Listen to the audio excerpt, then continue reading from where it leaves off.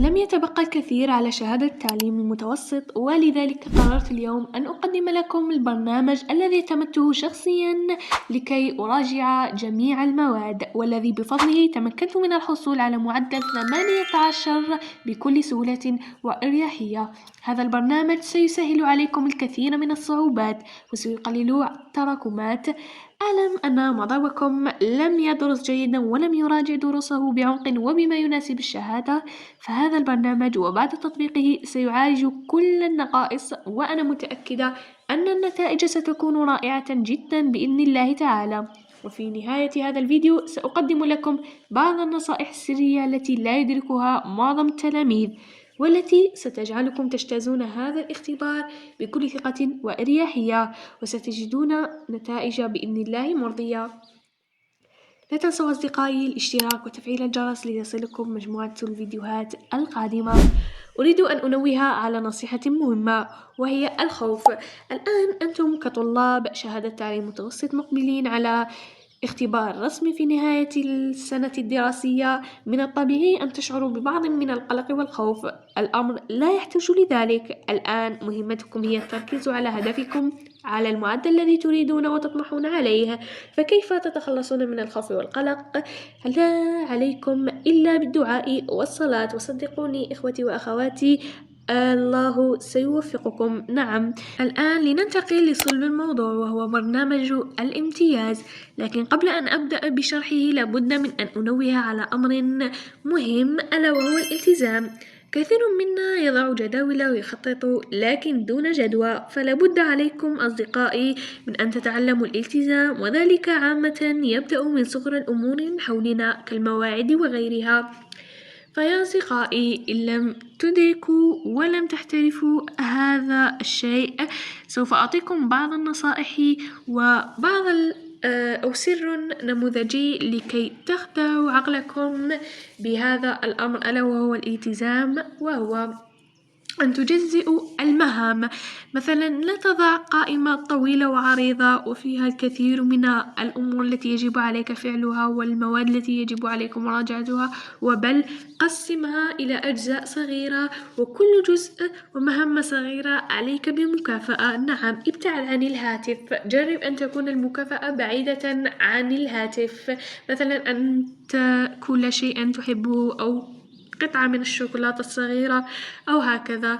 أي ابتعد كل الابتعاد عن المشتتات في المكافأة. والآن دعونا نقدم لكم هذا البرنامج، والذي عادة ما أسميه برنامج الامتياز، لأنه حقا يفيدكم في تخطي العلامات المألوفة والحصول على علامات جد مرضية. البرنامج مقسم حسب الأسابيع. لقد تبقى لكم شهرين، لهذا قررت أن لا أدخل في تفاصيل الأيام والساعات، لأن هذا ما يكسر الجداول ومهمات كل شخص، لأن لديكم مهمات في اليوم ولدي مهمات.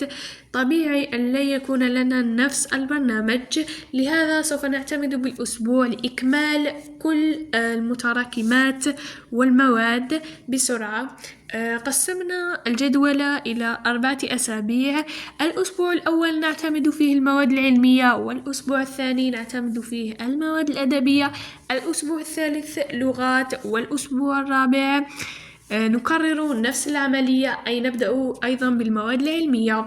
الأسبوع الأول أي أقصد بها الرياضيات، علوم طبيعية وعلوم فيزيائية. الأسبوع الثاني المواد الأدبية من تاريخ وجغرافيا ومدنية وإسلامية، أي هي مواد الحفظ التي يجب عليكم حفظها والبحث فيها، حيث أنصحكم بهذه النصيحة الصغيرة أن تبحثوا عن المصطلحات والتواريخ والشخصيات وبعض الأسئلة الاستنتاجية، لأن ما درستموه لا يتوافق مع ما درسوه الولايات الأخرى. لذلك كما تعلمون أن الاختبار سيكون وطني، وكل ولايات الوطن سوف تجتازه. أما بالنسبة للأسبوع الثالث فهو للغات، اللغة العربية والإنجليزية والفرنسية. أنصحكم ببدء حفظ التعابير أو حفظ بعض الجمل لتكوين وضعية إدماجية مناسبة وجيدة في الامتحان. أما بالأسبوع الرابع كما قلنا نكرر نفس العملية، أي نبدأ بالمواد العلمية أيضا، بالنسبة للجمعة والسبت سوف نقوم بحل التمارين وحل الشهادات السابقة في كل مادة. الأسبوع الأول في الجمعة والسبت نحل شهادات سابقة في الرياضيات والعلوم الفيزيائية والطبيعية والرياضيات أيضا كما قلت. أي بمختصر نقسم البرنامج حسب الأسابيع 3 أسابيع. كل أسبوع الأسبوع الأول المواد العلمية، الأسبوع الثاني المواد الأدبية، والأسبوع الثالث اللغات. 5 أيام للدراسة، حفظ القوانين، حفظ التراكمات في كل المواد، حفظ الوضعيات الإدماجية وبعض الجمل والمصطلحات لكي تفهموا النصوص.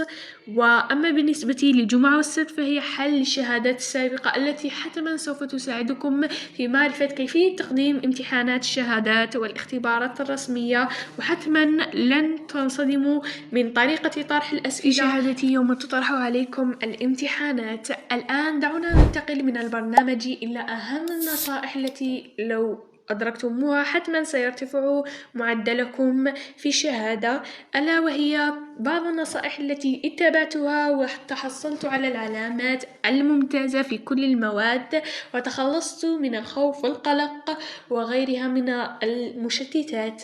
أولا الابتعاد عن الهاتف، خصوصا مواقع التواصل الاجتماعي من انستغرام وتيك توك. علينا بحذفها حتما، عليكم بحذفها قبل الشهادة بأشهر إذا كنتم تريدون حقا العلامات الممتازة.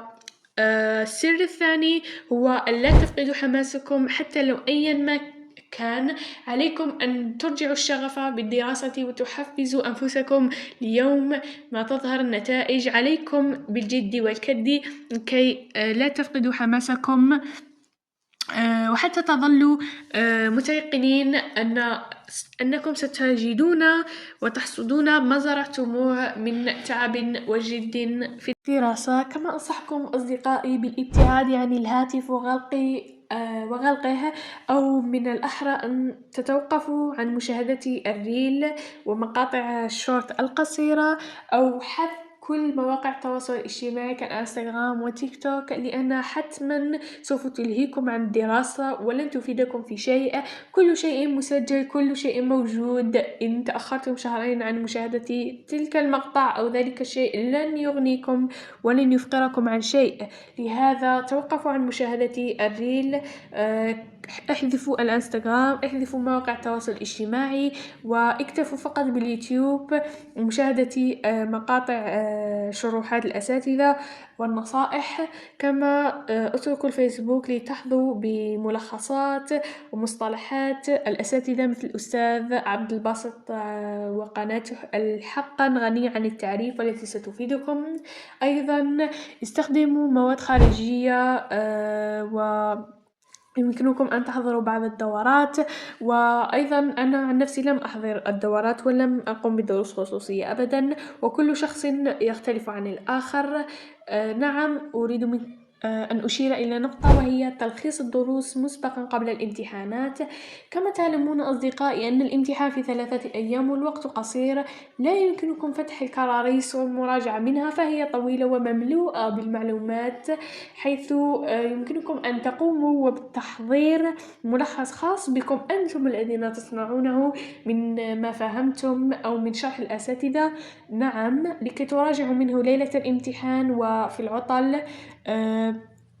أيضا أنصحكم بألا تحرموا نفسكم من فرحة النتائج آخر السنة. نعم، أصدقاؤك، إخوتك، أيضا أبناء العم، أبناء الخالة يفرحون بالنتائج في شهر جوان، وأنتم تنتظرون ماذا؟ لم تحصلوا على نتائج مرضية، لم تحصلوا على العلامة التي كنتم تريدونها، كله بسبب إهمالكم. لهذا قفوا واستعينوا بالله وابدأوا في الدراسة.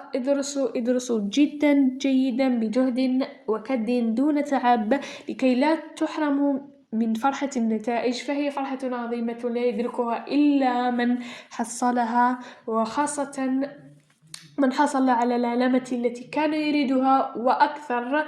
لا تستمعوا لكل شخص يقول أن التصحيح صعب، الأساتذة لا يجيدون التصحيح، هذا خطأ. كل شخص سيحصل على ما قد تعبه. أيضا أردت أن أشير لشيء، عليكم يا أصدقائي بالتحضير الجيد والجيد جدا لشهادة التعليم المتوسط التي تقام في المدرسة، وهي اختبارات الفصل الثالث، عادة ما تسمى بيان بلون. عليكم بالتحضير الجيد لها، حيث ستعرفون النقائص وستعرفون وتصححون الأخطاء. حتما احضروا تصحيحات هذه الاختبارات لكي تصححوا أخطاءكم وتستدركوا النقائص. أيضا يا أصدقائي لابد عليكم من التحضير الجيد النفسي. دمتم في رعاية الله، وأرجو لكم النجاح في هذه الشهادة.